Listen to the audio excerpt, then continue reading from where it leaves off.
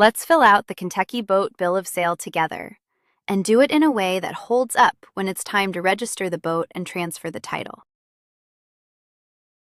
Start at the top with the date of sale, then the seller's details. In our example, that's Anna Baker, with her address, phone, and email. Then the buyer's, Ben Carter, with the same. 2 quick habits. Enter each name exactly as it appears on that person's ID and on the title. A nickname or a typo can stall the transfer later. And don't leave a line blank. If something doesn't apply, write NA.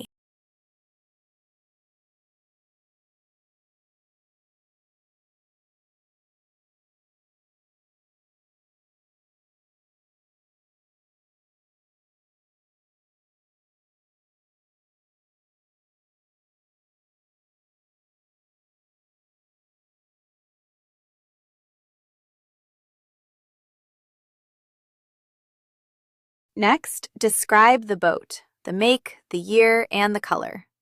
Then the hull identification number, or HIN. Type the HIN exactly as it appears on the title or the boat. A single wrong character can hold up the transfer. Then the engine hours. Write the exact number, not a rounded guess. Now the purchase date and the sale price, in our example $8,500, paid all at once, by check, with taxes included.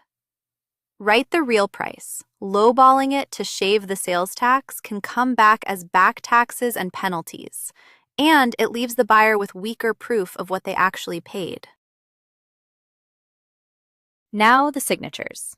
The seller and the buyer each print their name, sign, and date.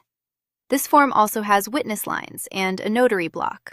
Use them only if your state requires it, or add a witness for extra proof. Then make 2 copies. Each side keeps a signed one. Welcome to this quick guide on what you'll need for your boat bill of sale. First, let's talk about signatures. Both the buyer and the seller must sign the back of the existing title. That's a key requirement, so make sure neither party skips that step. Now, you'll also need the seller to provide their Social Security number or their federal ID number.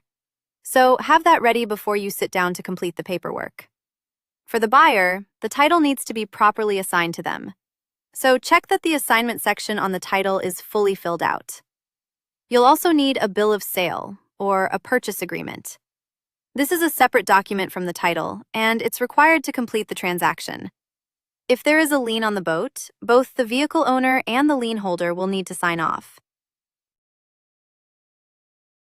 Remember, this is general information, not legal or tax advice.